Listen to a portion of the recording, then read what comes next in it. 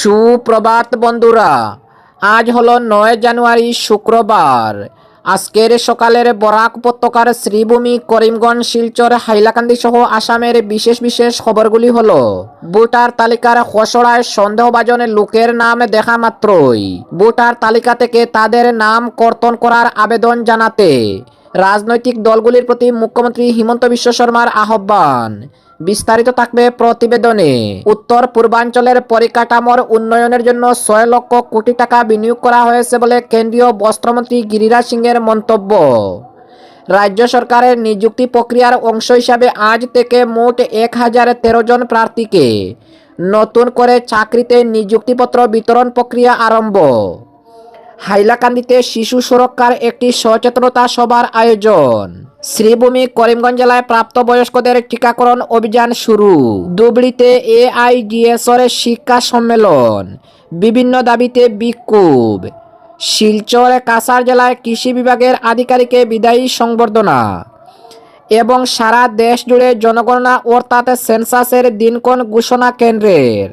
তাহলে বিস্তারিত খবরে যাওয়ার আগে অবশ্যই ভিডিওটিতে একটি লাইক দিয়ে চ্যানেলটি সাবস্ক্রাইব করে পাশের বেল আইকনটি বাজিয়ে রাখবেন এবং ফেসবুক পেজে দেখে থাকলে পেজটি ফলো করে ভিডিওটি শেয়ার করবেন, যাতে সঠিক খবরগুলি সবার কাছে পৌঁছাতে পারি। এবার শুনুন আজকের খবরের বিস্তারিত। প্রথম খবর, ভোটার তালিকার খসড়ায় সন্দেহভাজন লোকের নাম দেখা মাত্রই কর্তন করার জন্য আবেদন জানাতে রাজনৈতিক দলগুলির প্রতি অসমের মুখ্যমন্ত্রী হিমন্ত বিশ্ব শর্মার আহ্বান। ভোটার তালিকার খসড়ায় সন্দেহযুক্ত কোনো ব্যক্তির নাম দেখা মাত্রই সেই নাম কর্তন করার জন্য যে কোনো ভারতীয় নাগরিক আবেদন জানাতে পারেন এবং এটি একটি গুরুত্বপূর্ণ দায়িত্ব বলে মুখ্যমন্ত্রী হিমন্ত বিশ্ব শর্মা প্রকাশ করেছেন। ভোটার তালিকার খসড়া নিয়ে বিভিন্ন রাজনৈতিক দলের উত্থাপন করা অভিযোগ সম্পর্কে সাংবাদিকদের এক প্রশ্নের উত্তরে অসমের মুখ্যমন্ত্রী বলেন, সবগুলি রাজনৈতিক দলের সন্দেহভাজন লোক দেখা মাত্রই নাম কর্তন করার জন্য উপযুক্ত পদ্ধতি গ্রহণ করে আবেদন জানানোর দায়বদ্ধতা রয়েছে। অবৈধ নাগরিকের নাম ভোটার তালিকা থেকে কর্তন করার জন্য বিজেপির নেতৃত্বাধীন সরকার প্রথম থেকেই কঠোর স্থিতি গ্রহণ করেছে বলে মুখ্যমন্ত্রী উল্লেখ করেন। সন্দেহভাজন নাগরিকের বিরুদ্ধে প্রত্যেক ভারতীয় নাগরিক 6, 7 এবং 8 নম্বরের নির্ধারিত আবেদনপত্র পূরণ করে অভিযোগ দাখিল করতে পারবেন বলে অসমের মুখ্যমন্ত্রী উল্লেখ করেন। উল্লেখ্য যে রাজ্যের বিভিন্ন অঞ্চল থেকে উচ্ছেদ হওয়া লোকেদের নাম এই অঞ্চলের ভোটার তালিকায় নথিভুক্ত থাকবে বলে মুখ্যমন্ত্রী স্পষ্ট করে দিয়েছেন। দখল করা জমি দখলমুক্ত করতে রাজ্য সরকার জোরদারভাবে উচ্ছেদ অভিযান অব্যাহত রাখবে বলে উল্লেখ করে অসমের মুখ্যমন্ত্রী হিমন্ত বিশ্ব শর্মা বলেন, উচ্ছেদ হওয়া লোকেরা যদি অন্য কোনো স্থানে গিয়ে নতুনভাবে বসতি শুরু করেন অথবা ভারতীয় হিসাবে থাকেন, তখনও তাদের নাম ভোটার তালিকায় অন্তর্ভুক্ত থাকবে।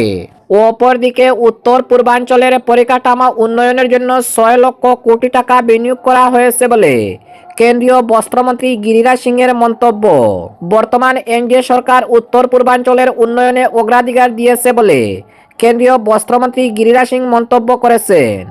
গৌহাটিতে গতকাল থেকে 2 দিনব্যাপী জাতীয় বস্ত্র সম্মেলনের উদ্বোধনী অনুষ্ঠানে অংশগ্রহণ করে তিনি বলেন যে প্রয়াত প্রধানমন্ত্রী অটল বিহারী বাজপেয়ী ডোনার মন্ত্রণালয়ের পরিকল্পনা করেছিলেন এবং বর্তমান সরকার তৃণমূল পর্যায়ে উন্নয়নের স্বপ্ন বাস্তবায়িত করার জন্য সার্বিক পদক্ষেপ গ্রহণ করেছে। সম্প্রতি উত্তর পূর্বাঞ্চলের পরিকাঠামো উন্নয়নের জন্য প্রায় 6 লক্ষ কোটি টাকা বিনিয়োগ করা হয়েছে বলে কেন্দ্রীয় মন্ত্রী উল্লেখ করেন।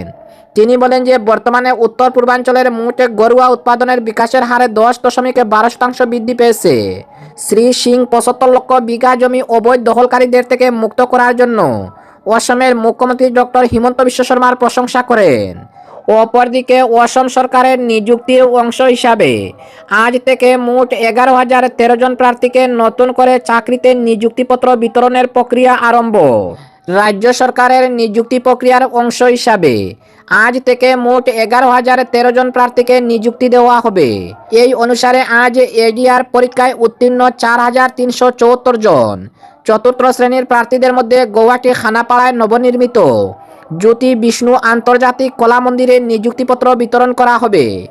তথ্য ও জনসংযোগ কার্যালয়ের সূত্রে জানানো হয়েছে, আগামী শনিবার সরুসজাই অর্জুন বুগেশ্বর বড়ুয়া ক্রীড়া প্রকল্পে এডিআরে উত্তীর্ণ হওয়া ৬,৩৪৭ জন তৃতীয় শ্রেণীর প্রার্থীকে চাকরিতে নিযুক্তিপত্র প্রদান করা হবে।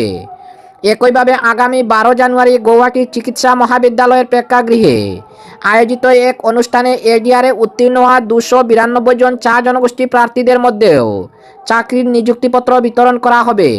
এই নিযুক্তি প্রক্রিয়া সম্পন্ন হলে নতুন করে নিযুক্তি লাভ করা প্রার্থীর সংখ্যা ১,৪৫,৬৬৪ থেকে ১,৫৬,৬৭৭ বৃদ্ধি পাবে। অপরদিকে হাইলাকান্দিতে শিশু সুরক্ষার একটি সচেতনতা সভার আয়োজন। বরাক উপত্যকার হাইলাকান্দি জেলা শিশু সুরক্ষা বিভাগের উদ্যোগে দক্ষিণ হাইলাকান্দির জামিরায় গতকাল শিশু সুরক্ষার উপর একটি সচেতনতা সভার আয়োজন করা হয়েছে। রাজ্য সরকারের সম্প্রতি চালু করা সুরক্ষিত শৈশবে সোনালী অসম প্রকল্পের অধীনে শিশু সুরক্ষার বিভিন্ন কর্মসূচি নিয়ে আলোচনা করা হয়। সভায় খণ্ড উন্নয়ন আধিকারিক আদিত্য মুখার্জি জানান, বাল্যবিবাহে কন্যা শিশুদের উপরে শারীরিক, মানসিক ও আবেগিক অবস্থার বিরূপ প্রভাব পড়ার ফলে শিশুরা মৌলিক অধিকার থেকে বঞ্চিত হয়।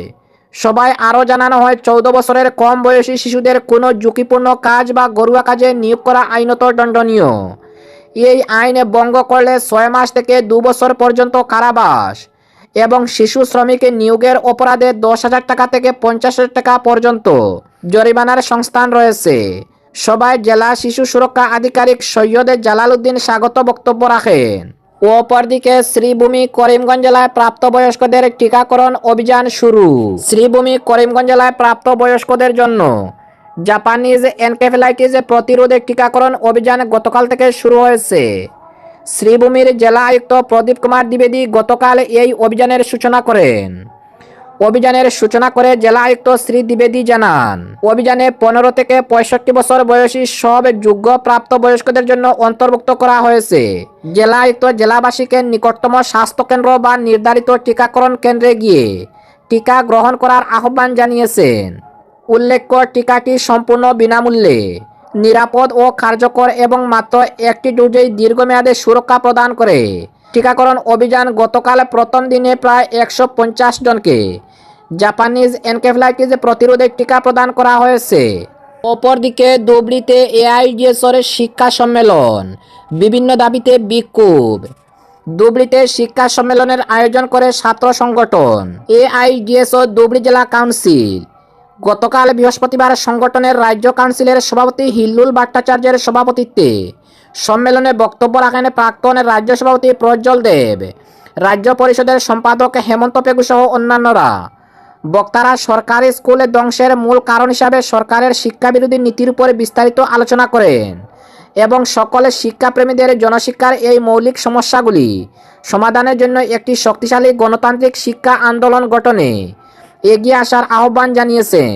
সম্মেলনে শিক্ষার কেন্দ্রীকরণে ধুবড়ী থেকে গৌহাটি পর্যন্ত যাত্রীবাহী রেল পরিষেবার উন্নতি এবং ব্রহ্মপুত্র নদীর ভাঙ্গন রোধের বিরুদ্ধে সর্বসম্মতিক্রমে 3টি প্রস্তাব গৃহীত হয়।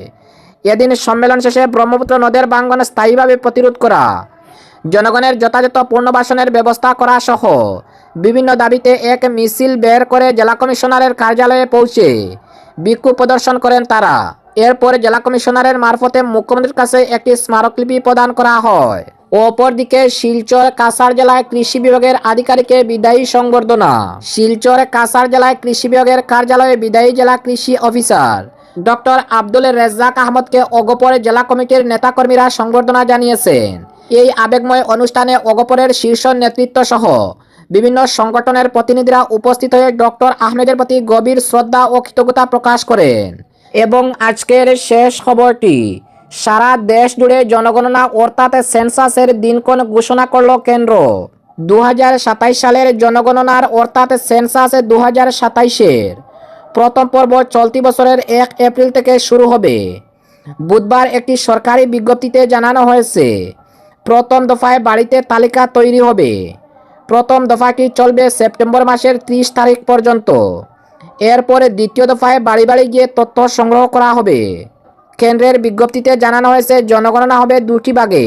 প্রথমে হাউসিং এনলিস্টিং এবং পরে পপুলেশন এনুমারেশন। 2027 সালের আদমশুমার হবে ভারতের 16তম এবং স্বাধীনতার পর থেকে 8ম আদমশুমার। 1948 সালের আদমশুমার আইন এবং 1990 সালের আদমশুমার বিধি অনুযায়ী চলবে গোটা কর্মকাণ্ড। এই প্রথম গোটা দেশে ডিজিটাল জনগণনা হচ্ছে। প্রথম দফায় বাড়ির তালিকা তৈরি করা হবে, বাড়ির গণনা করা হবে। দ্বিতীয় দফায় হবে নাগরিকদের সংখ্যার গণনা। পশ্চিমবঙ্গ সহ 12টি রাজ্যে এই মুহূর্তে এসআইআর এর কাজ চলছে। আর এরই মধ্যে কেন্দ্রীয় সরকার জানিয়ে দিল এপ্রিল মাস থেকে জনগণনা হবে। এপ্রিল থেকে সেপ্টেম্বর পর্যন্ত চলবে প্রথম পর্ব। দ্বিতীয় দফার জনগণনা শুরু হতে পারে 2027 সালের এপ্রিল মাসে। এই পর্বে হবে নাগরিকদের গণনা।